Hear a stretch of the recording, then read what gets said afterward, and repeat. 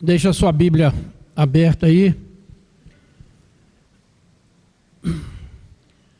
2023 é o ano da edificação aqui na nossa primeira igreja.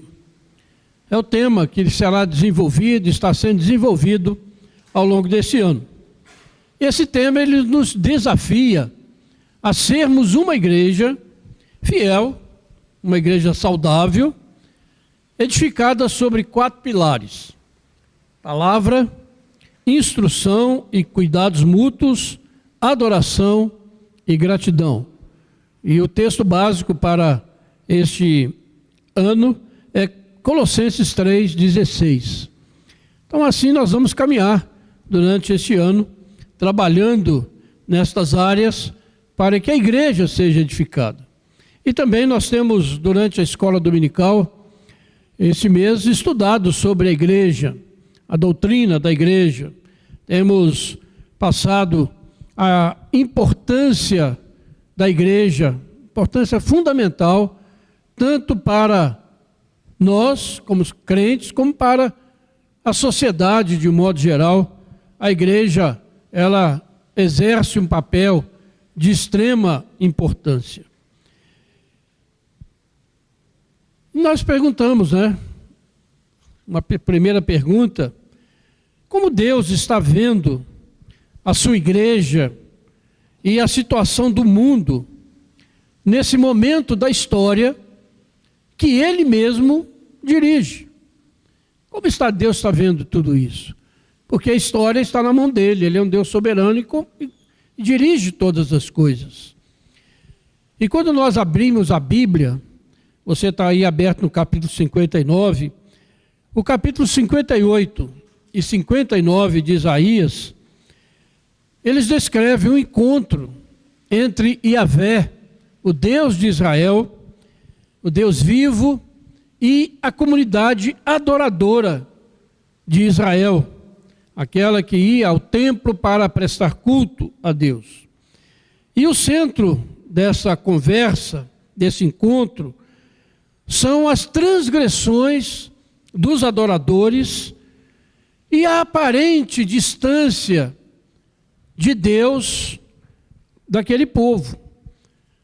Um Deus que não respondia às suas orações, um Deus que não agia a favor deles, um Deus que havia deixado que aquele povo ficasse numa situação tão difícil. E o texto, então, ele contém tanto condenação quanto promessas.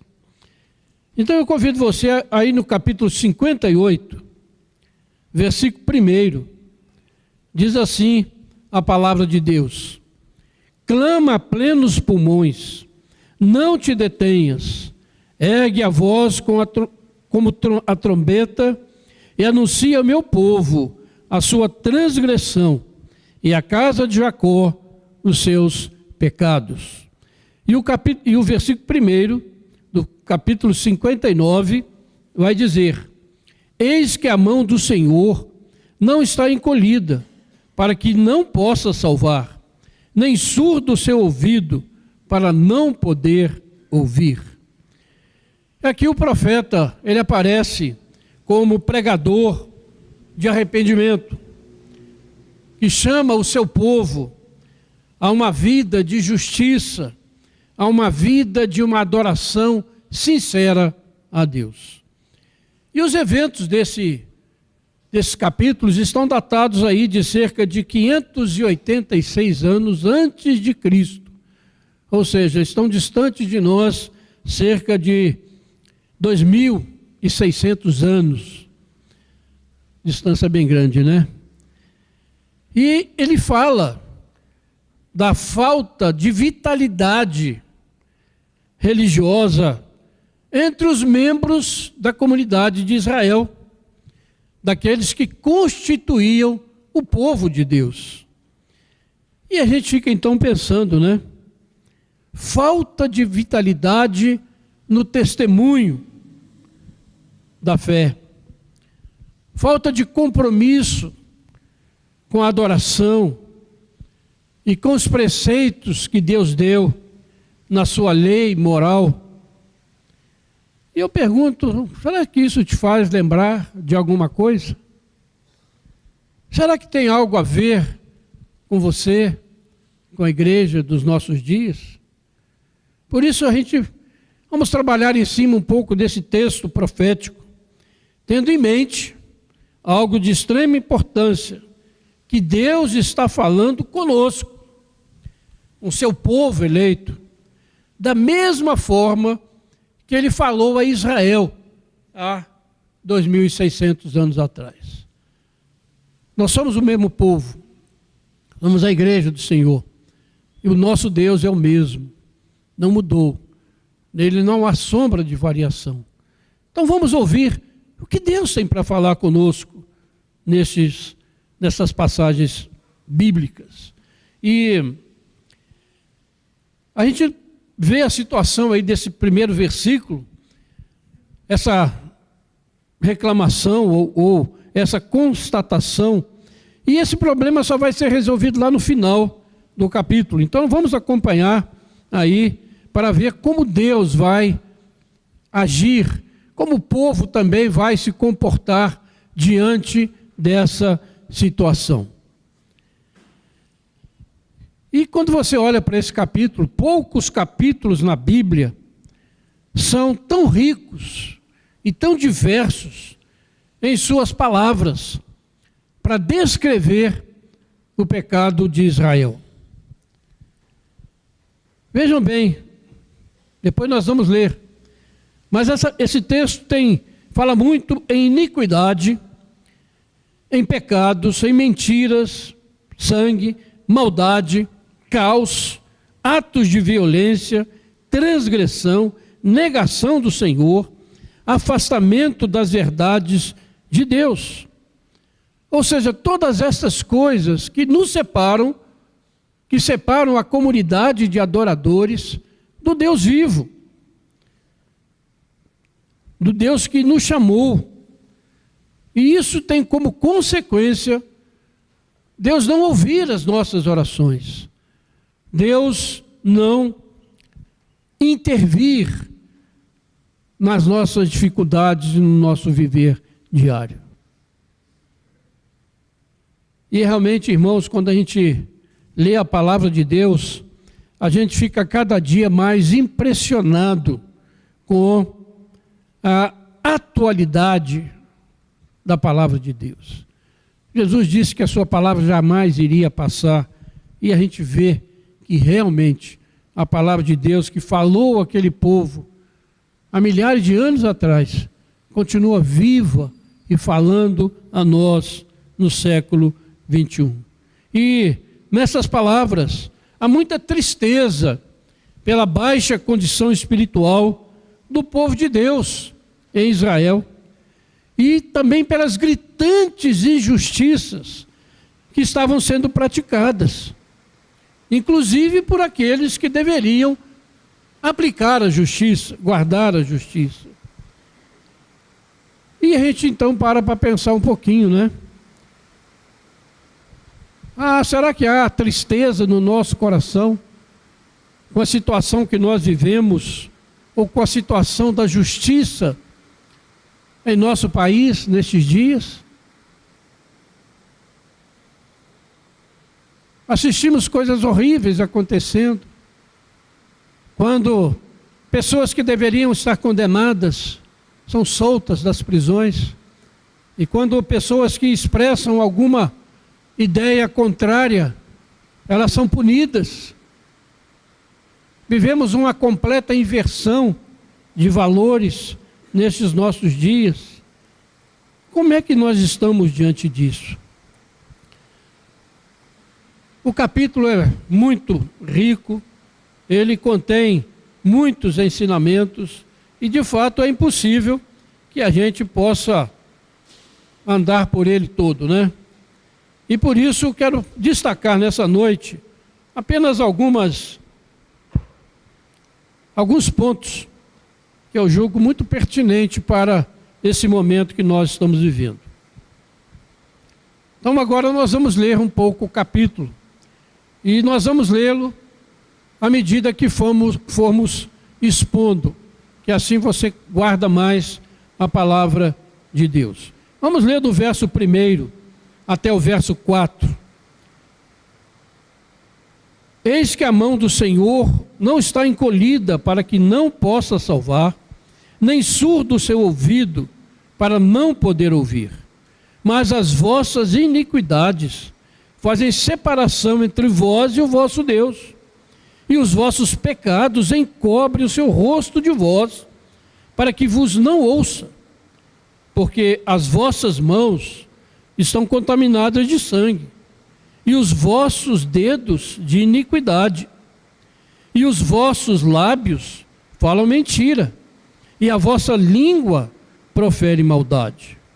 Ninguém há que clame pela justiça, ninguém que compareça em juízo pela verdade.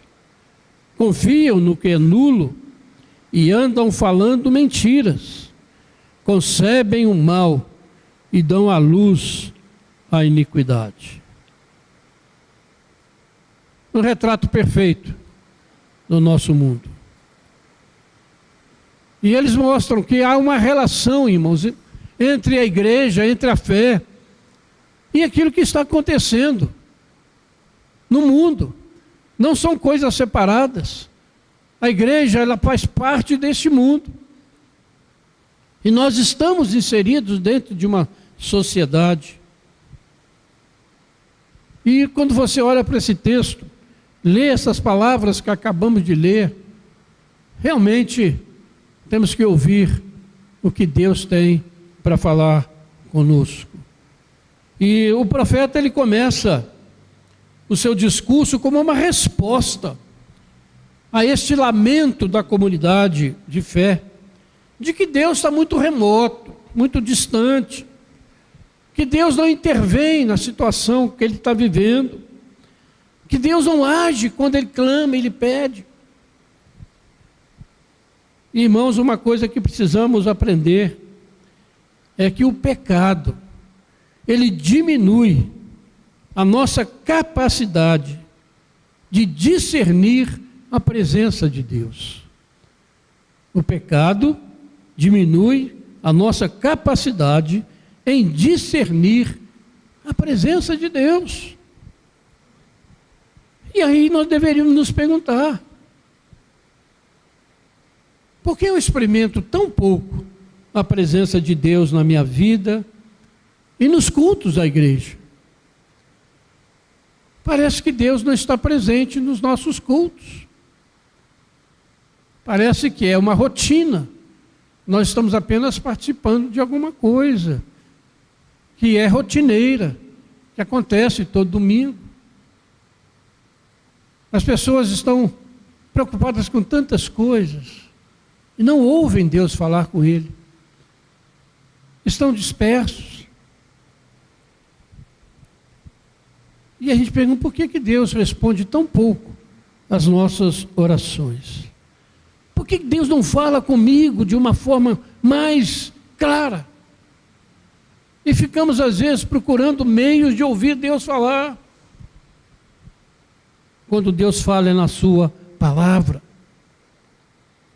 O versículo 2 mostra que na relação de aliança, Israel se tornou o povo santo, separado para Yahvé.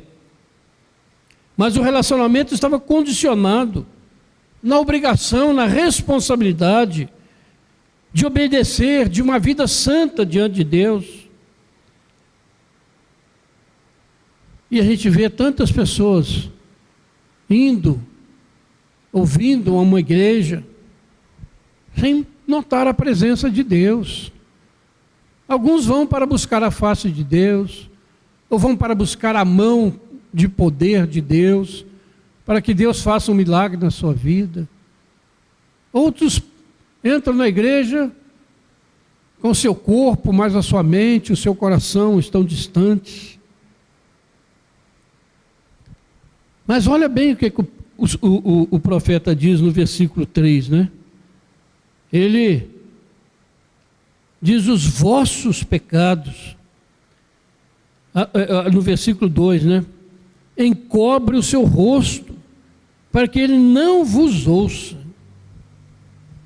E é interessante a gente observar que em Israel, na antiga aliança, a presença de Deus não era reconhecida por se ver alguma coisa. A gente que quer ver anjo dentro da igreja, que quer ver fogo descendo dentro da igreja. Mas a presença de Deus em Israel não era por ver, nem para experimentar alguma coisa nova, diferente, que o fizesse arrepiar ou sentir alguma coisa diferente. Mas a presença de Deus era vista quando se ouvia Deus falando. Ou seja, a palavra de Deus significa a presença de Deus no meio do seu povo. A palavra de Deus significa a presença de Deus no meio do seu povo. Por isso que num culto reformado, presbiteriano, a gente dá tanta ênfase à leitura da Bíblia. A exposição da palavra ocupa a maior parte do nosso culto. Porque é pela palavra que Deus se manifesta, se faz presente. Mas quando uma pessoa está aqui dentro, está brincando, está viajando, como diz por aí, né?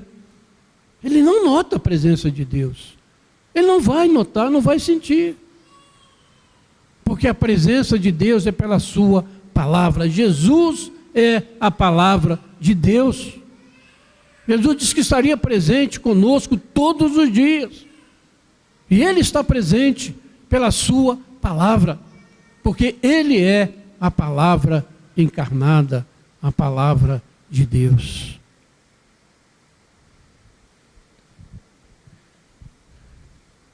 Por que será que Deus tem falado tão pouco a nós? Por que nós temos tanta dificuldade de ouvir um sermão? Ou de ler com atenção e meditar a palavra de Deus? Tanta dificuldade em obedecer aquilo que está escrito. Não aquilo que alguém, o pregador, está falando, mas aquilo que está escrito. E se o pregador está pregando aquilo que está escrito, ouça. É Deus falando com você.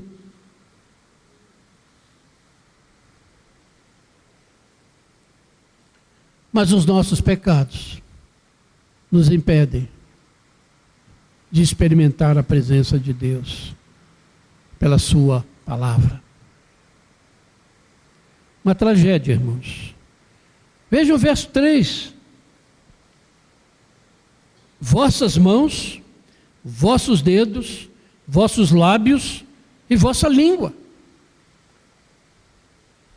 Ou seja, está mostrando aqui a depravação total do ser humano, em todos os seus sentidos, tanto nos seus atos, quanto nas suas palavras. As nossas mãos, os nossos dedos, nos foram dados para praticarmos boas ações. E a nossa língua e os nossos lábios nos foram dados para glorificarmos a Deus com sinceridade, para orarmos ao Senhor verdadeiramente.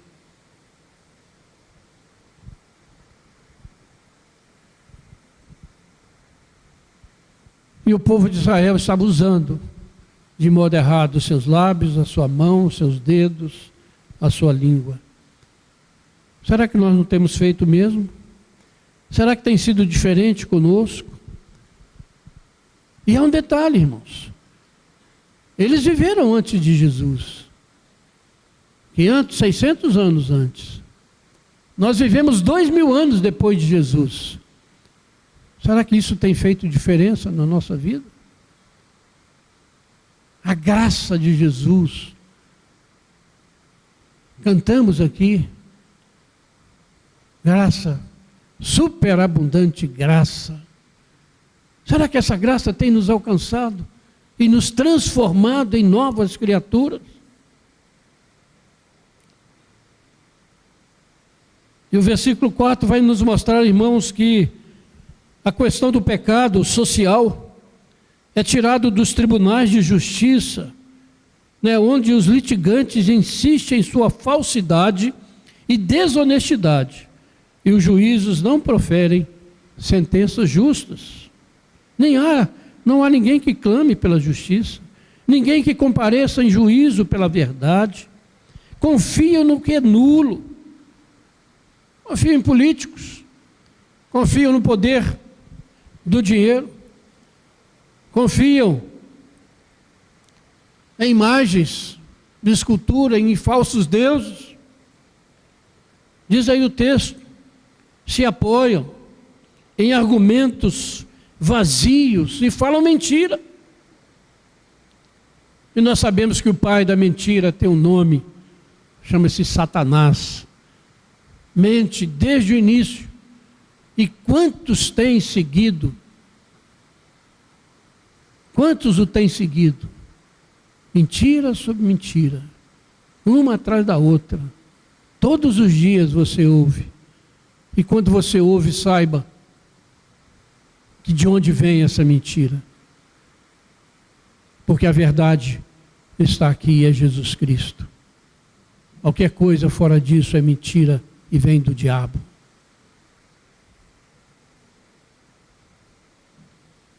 Pecado, irmãos, abre caminho para a corrupção, para a quebra dos padrões morais. Quando nós desprezamos a verdade, nós abrimos o caminho para todo tipo de falcatrua, de pecado e de corrupção. Diz o texto que concebem o mal e geram iniquidade. Concebem, trabalham, tramam o mal para prejudicar alguém. Quanta mentira temos ouvido em nossos dias. E não ouvimos Deus falar conosco. Ouvimos tudo. Qualquer guru, qualquer um que aparece falando bobagem por aí, as pessoas vão atrás. Mas quando Deus fala, quando a Bíblia é lida, quando a palavra é exposta, não ouve. Por quê? Porque os nossos pecados nos separam da presença de Deus.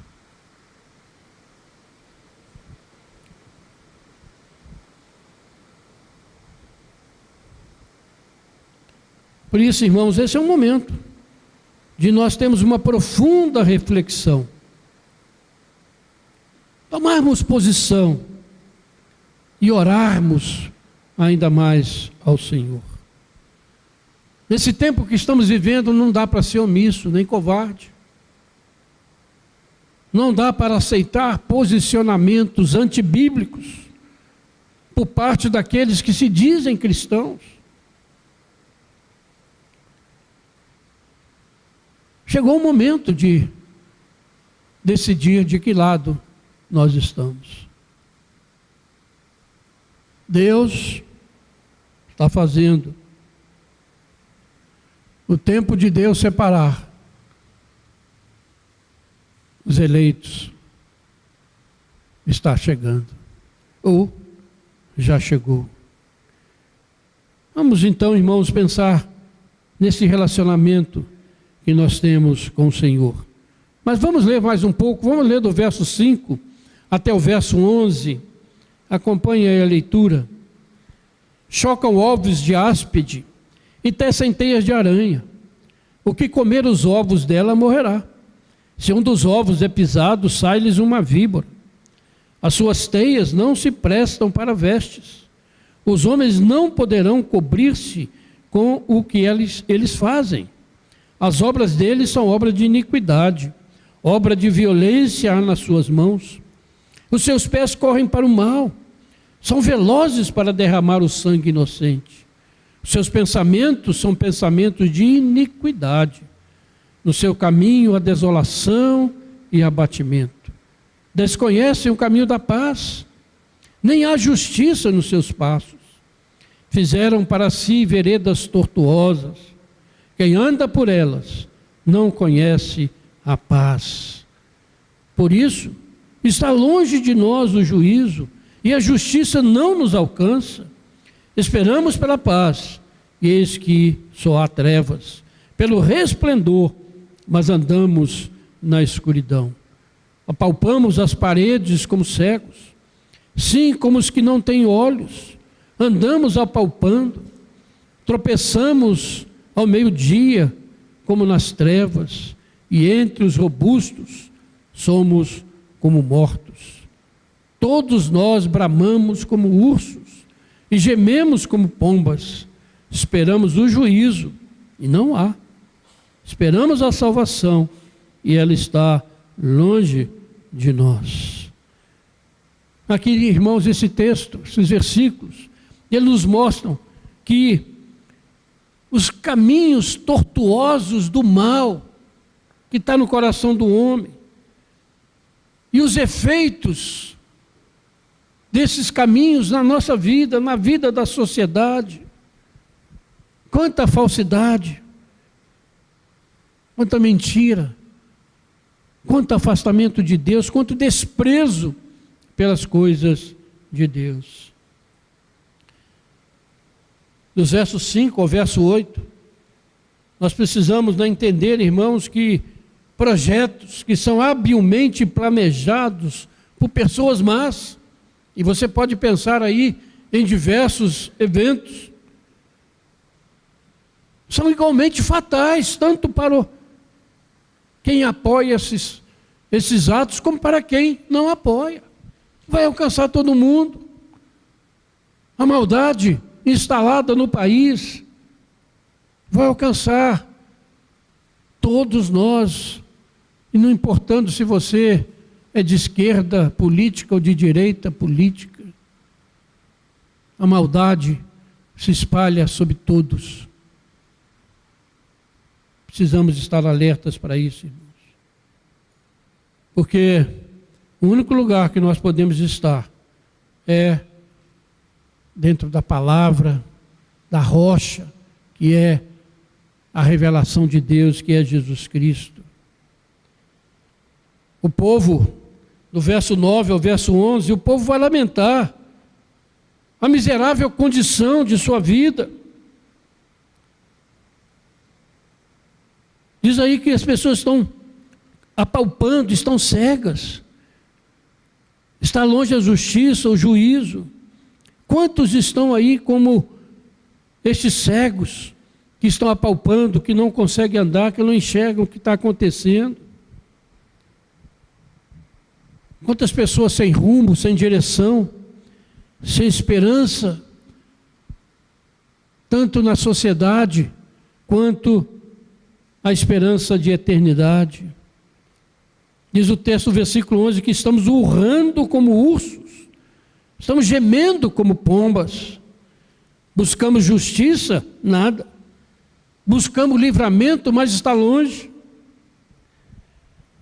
Sem dúvida, é uma descrição perfeita, irmãos, do sentimento que tomou conta de muitos corações, inclusive de muitos crentes, que se deixaram abater pelas circunstâncias do nosso país.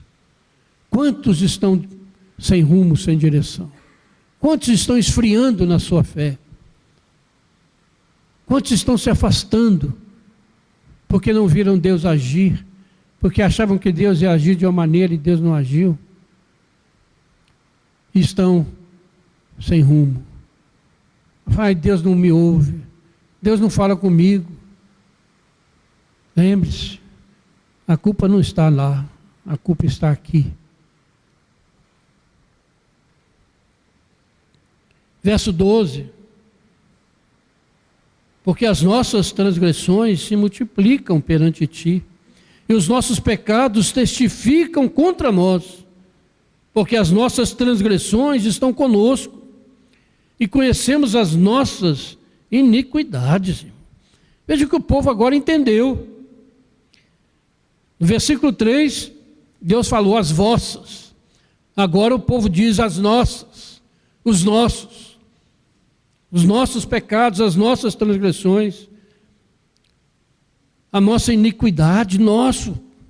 São coisas que nos pertencem. O povo então agora se coloca diante de Deus.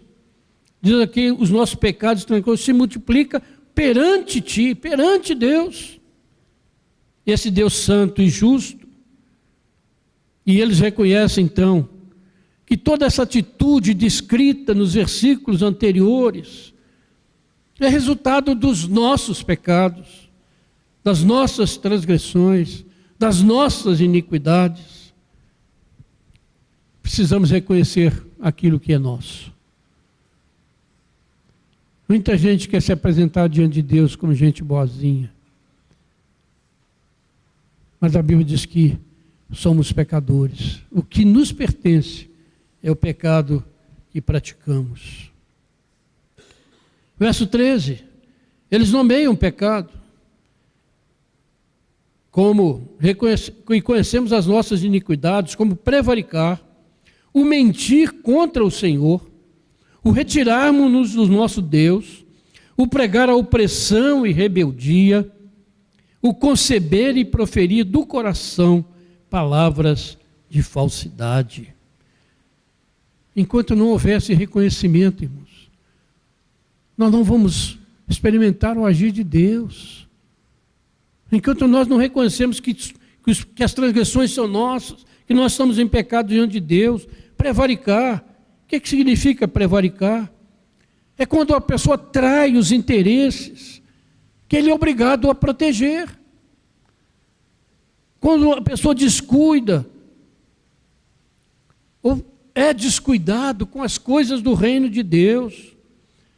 Prevaricar é quando alguém promete diante de Deus alguma coisa e não cumpre. Como muitos fazem quando são recebidos na igreja. Prometem e não cumprem. Prevaricar. Mentir contra o Senhor. É dizer uma coisa e fazer outra. É dizer que é um cristão, mas vive em pecado. Mentir contra o Senhor é hipocrisia. É professar uma fé com os lábios, mas ter o coração longe de Deus. O retirarmos-nos do nosso Deus, afastar-se da comunhão dos santos, afastar-se dos cultos. Por que razão? Deixar a adoração comunitária bloqueia, irmãos, o fluxo das bênçãos pessoais e comunitárias. Retirarmos, e o povo aqui reconhece, retirarmos do nosso Deus. E uma coisa que me impressiona muito, irmãos, é o que a gente vê, jogo de futebol. Não sei se eu estou reparando mais isso, mas não tem um estádio vazio. Faça chuva, faça sol, os estádios estão cheios. E as pessoas adorando os seus ídolos. Que coisa terrível quando você olha para a igreja, cadê o povo de Deus? Qualquer coisa é impedimento para estar na casa do Senhor, de se afastar. Depois que Deus fale, que Deus ouça a sua oração. Que isso? Vir aqui é tão fácil. Mas em um estádio de futebol, a pessoa leva muitas e muitas horas. O que está vendo, irmãos? E o texto ainda diz mais, que são nossos pecados conceber e proferir do coração palavras de falsidade.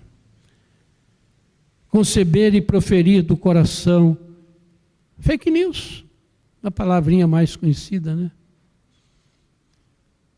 É assim que nós estamos vivendo. Mas enquanto nós não fizermos como esse povo de Israel, nomearmos o nosso pecado e dizer: Senhor, perdoa, Senhor, tem misericórdia, eu não tenho ouvido o Senhor, eu tenho andado longe do Senhor, eu tenho me afastado do Senhor, eu tenho mentido contra o Senhor, eu não tenho feito aquilo que eu prometi fazer. Enquanto nós não fizermos isso, irmãos, não espere ver a mão de Deus agir na sua vida ou na sua igreja. É um tempo de nos humilharmos na presença do Senhor. Verso 14, verso 15, primeira parte. Vejam bem o resultado. O direito se retirou e a justiça se pôs de longe, porque a verdade anda tropeçando pelas praças e a retidão não pode entrar. Sim, a verdade sumiu. E quem se desvia do mal é tratado como presa.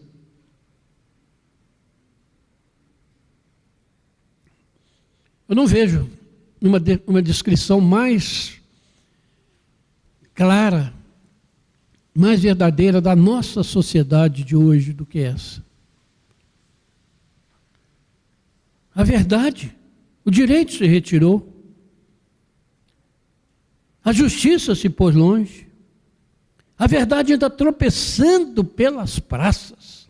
Que palavra interessante, né? A retidão não pode entrar nos lugares. A verdade sumiu. Estamos vivendo esse tempo, irmãos. Que coisa. Então a gente vê que o resultado do pecado é a ausência do direito, é a ausência da justiça, é a ausência da verdade, é a ausência da retidão. Não só no meio do povo de Deus, mas na sociedade em que nós vivemos.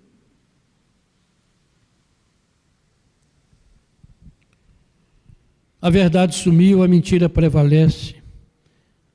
O povo é enganado pelo pai da mentira.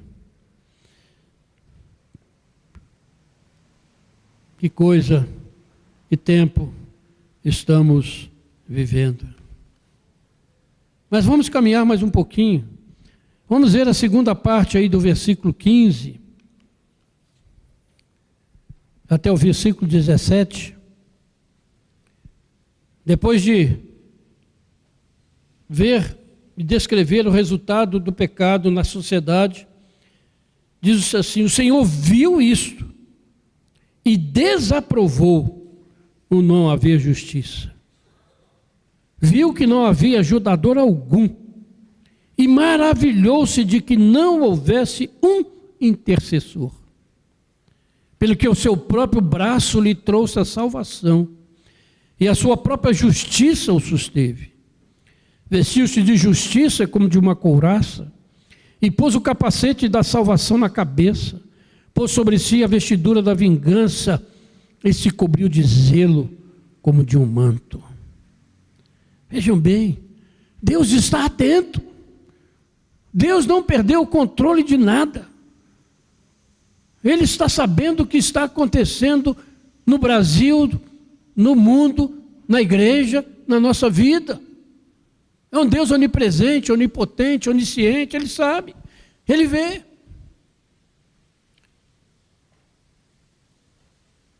Deus não aprova a falta de retidão, a falta de justiça, porque Ele é um Deus justo. E, irmãos, olhem bem o que o texto diz, que a situação que nós estamos vivendo é tão crítica, que nem a ação coletiva da sociedade será capaz de mudar alguma coisa.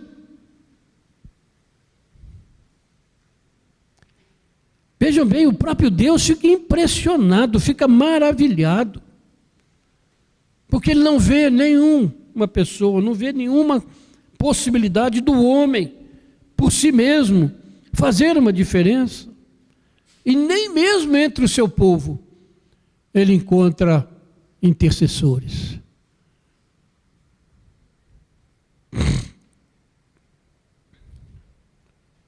Aí que Deus faz? Ele resolve agir por Ele mesmo. É o que o texto está dizendo. Deus toma nas suas mãos a situação para mudar. Aqui nós vemos uma referência à salvação pela graça e não pelo agir do ser humano, Porque onde o ser humano não consegue mudar nem a si mesmo, e nem a sociedade onde que ele está, é hora de Deus agir com poder e graça. Aleluia. Esse é o tempo que nós estamos chegando. Não duvide. Deus está atento. Deus está vendo. E Ele vai agir. Prepare-se.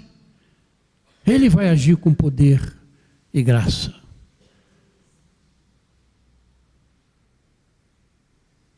A palavra mostra isso.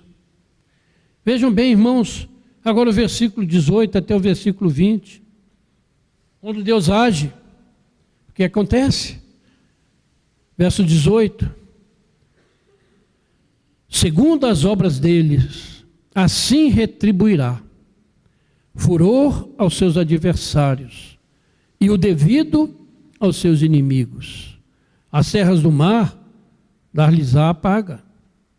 Temerão, pois, o nome do Senhor desde o poente, a sua glória desde o nascente do sol.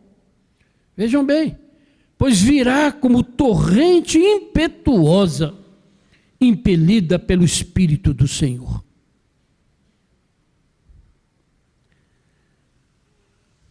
Virá como torrente. Quando a gente vê essas enchentes, quando vem aquela quantidade enorme de água descendo por uma coisa que ninguém pode segurar, ninguém escapa. É assim que a Bíblia descreve esse agir de Deus.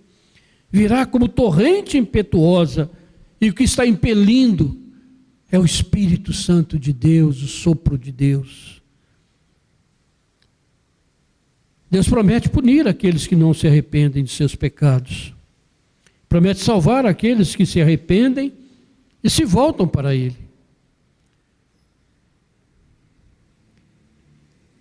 Vejam bem, quem comete pecado é Israel. É o povo de Deus que está longe. Mas o julgamento vem sobre toda a terra. E a Bíblia diz muito claramente que o julgamento de Deus começa pelo povo de Deus.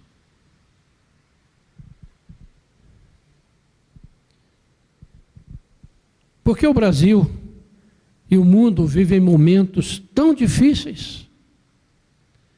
Guerras, rumores de guerras, desastres naturais, divisões políticas, ideológicas, pandemia, pessoas fugindo aos milhares de seus países por causa de fome, de perseguição, em busca de uma esperança de melhorar a sua vida material.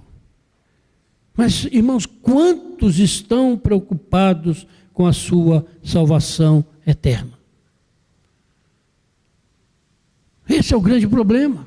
E Jesus foi muito claro, não adianta o ser humano ganhar o mundo inteiro, ter tudo o que quiser nesse mundo, se ele vier a perder a sua alma na eternidade. E existe eternidade, não se esqueça disso. A rebelião da igreja e do mundo contra Deus e contra o seu Cristo, sabemos que prepara o caminho para o aparecimento do governante mundial. E para os cristãos será o anticristo, um Cristo rival, que vem para dizer que ele é o Cristo e não esse que nós adoramos, que morreu numa cruz. Mas a intervenção de Deus virá, irmãos. Não se esqueça e não duvide. Virá como torrente impetuosa, impelida pelo Espírito do Senhor. Nada e ninguém será capaz de impedir o agir de Deus. Agindo Deus, quem impedirá? Nada será capaz de barrar o juízo de Deus, que cairá em breve sobre esse mundo pecador. Mas vamos chegar ao final do texto. Versos 20 e 21. Virá o Redentor a Sião, e ao de Jacó, que se converterem, diz o Senhor. Quanto a mim, essa é a minha aliança com eles, diz o Senhor. meu espírito que está sobre ti, e as minhas palavras que pus na tua boca, não se apartarão dela, nem da de teus filhos, nem da dos filhos de teus filhos, não se apartarão desde agora e para todos sempre, diz o Senhor. Amém. Amém. Essa é a promessa de Deus para a sua comunidade, para aqueles que se arrependem e reconhecem o Senhor. Primeiro ele fala da vinda do Redentor. Lembre-se que esse texto tem 600 anos antes de Jesus. E ele se cumpriu. Quem recebeu esse texto não viu, mas você sabe que essa palavra profética se cumpriu. Jesus veio, o Redentor se tornou carne para nos dar vida. Jesus veio, a palavra de Deus se cumpriu e vai se cumprir, conforme está no texto que nós estamos lendo. Deus fala da sua aliança com o povo eleito. E note, irmãos, mais uma vez, que o dom do Espírito está ligado ao dom da palavra. Mais uma vez a palavra. Ele diz, olha, o meu Espírito que está sobre ti, e as minhas palavras que pus na sua boca. Não se pode separar o Espírito de Deus da sua palavra. É desse modo que Deus se manifesta ao seu povo reunido em adoração. Para nós que vivemos, irmãos, nesses dias infernais, onde os nossos filhos e os nossos netos são alvos do ataque do maligno, essa promessa do nosso Deus deve consolar o nosso coração, deve nos encher de esperança. Nossos filhos são herança do Senhor, pertencem ao Senhor, e o maligno não vai tocar neles, porque a promessa está aqui. O meu Espírito e a minha palavra jamais se afastarão do remanescente de fé. Não importa o quão infiel sejamos, irmãos, quão infiel seja a igreja, que ela se torne nesses dias finais da história, nós temos um Deus que cuida de nós, que cuida do seu povo. Essa palavra é linda. Não se apartarão dela, nem da de teus filhos, nem dos filhos de teus filhos. Não se apartarão desde agora e para todo sempre. E quem diz isso não sou eu, é o Senhor dos céus e da terra. É o Deus vencedor. Tente o mundo que tentar, um Deus soberano está acima de tudo. Então essa passagem, irmãos, é muito significativa. É um retrato da vida que nós estamos vivendo e desse mundo. Só para recordar, o que é que nós aprendemos? Primeiro, que há um Deus soberano acima de todos os poderes deste mundo. Descanse nessa verdade. Creia nisso de todo o coração. Veja o que está acontecendo ao seu redor e glorifique a Deus. Veja o agir de Deus e a mão de Deus presente. Segundo, que o pecado do povo de Deus impede o agir de Deus. Está vendo o agir de Deus ou não? 3, que é tempo de reconhecer os nossos pecados, de confessar e abandoná-los para receber o perdão de Deus e assim poder ver o agir dele na igreja e na nação. 4, que é tempo de buscar o nosso Deus enquanto podemos achá-lo e de viver de modo digno do Evangelho. É tempo de clamar pela intervenção poderosa de Deus em salvação e julgamento em nossa nação. É tempo de proclamar com fidelidade o Evangelho da cruz. E é tempo de edificar uma igreja santa, corajosa, cheia do Espírito Santo. Esse é o desafio da palavra de Deus para nós nesse tempo, nesse dia, nesse momento. Deus está presente por meio da palavra. Essa palavra fala ao seu coração? Faz alguma diferença no seu viver? Ou vamos continuar sem ouvir? Porque a maior desgraça, irmãos, que pode acontecer conosco é não ouvirmos Deus. A doce voz do Senhor. Não ouvimos Deus falar, porque a sua palavra é vida, alimento, ela nos edifica.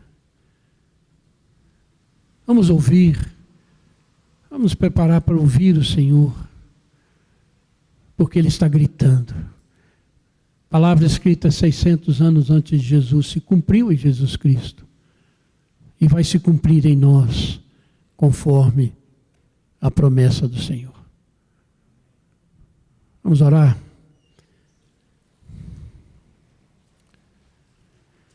Coloque-se diante do Senhor, diante daquilo que você ouviu. Eu creio que esse é um momento de contrição. E realmente reconhecermos, Senhor, eu tenho pecado, eu tenho falhado, eu não tenho sido fiel, eu não tenho cumprido aquilo que prometi ao Senhor. Eu tenho andado longe do Senhor, tenho buscado os meus caminhos. Eu estou mais preocupado com o aqui e agora, que vai passar tão rápido, do que com a eternidade que temos pela frente. Tem misericórdia, Senhor. Perdoa-nos, Senhor. Reconhecemos, Pai, os nossos pecados, a nossa prevaricação, o nosso afastamento do Senhor, o nosso desinteresse nas coisas do Senhor. Reconhecemos que estamos muito mais envolvidos por este mundo do que pela palavra do Senhor. Estamos às vezes mais preocupados com os rumos da nossa nação do que com a fidelidade e a santidade da Tua igreja, Pai. Oh Deus, nós não podemos fazer nada, mas em Ti está a nossa esperança. O Senhor promete agir como uma torrente impetuosa para salvar os Teus e condenar aqueles que Te rejeitam, Pai. Tem misericórdia de nós, Senhor. Tem compaixão da Tua igreja. Tem compaixão do Teu povo, Pai. Somos pecadores, Pai. Se não fosse a Tua graça, não estaríamos aqui nesse momento. Mas é a Tua graça, Pai, que se renova sobre nós, que nos faz ouvir a Tua voz, que nos fala através da Tua palavra, Pai. Um texto tão antigo, Pai, tão atual. Glória ao Teu nome, Senhor, porque o Senhor zela pela Tua palavra para que ela se cumpra, Senhor. Que nós jamais nos afastemos dessa palavra, Pai. Oh Deus, que ela se apegue a nós. Oh Deus, que o Teu Espírito Santo nos conduza mais para junto de Ti. Sejamos a igreja do Senhor, edificada na Tua palavra. Oh Deus, e que façamos diferença nesse tempo, Senhor. Levanta essa igreja, Pai. Levanta essa igreja para fazer diferença aonde estamos, nessa cidade, e até onde o Senhor nos enviar, Pai. Usa-nos. Eis-nos aqui, Senhor. Usa-nos conforme o Teu querer e a Tua graça. Ó Pai, que sejamos desapegados das coisas deste mundo e nos apeguemos ainda mais ao Senhor, porque o Senhor é a nossa fortaleza, o Senhor é o nosso socorro bem presente em todas as situações. Tu és o nosso alto refúgio, Tu és o nosso bom pastor que cuida de nós. Obrigado, Pai. Obrigado, Pai. Porque tudo isso vem nos encher de esperança, sabendo que o Senhor está conosco, que a tua igreja é indestrutível, que o Senhor nos levará para a glória eterna contigo, Pai. Que nada poderá nos separar do teu amor, que está em Cristo Jesus, nosso Senhor. Obrigado, Pai. Edifica-nos. Nós oramos em nome de Jesus. Amém, Senhor. Amém.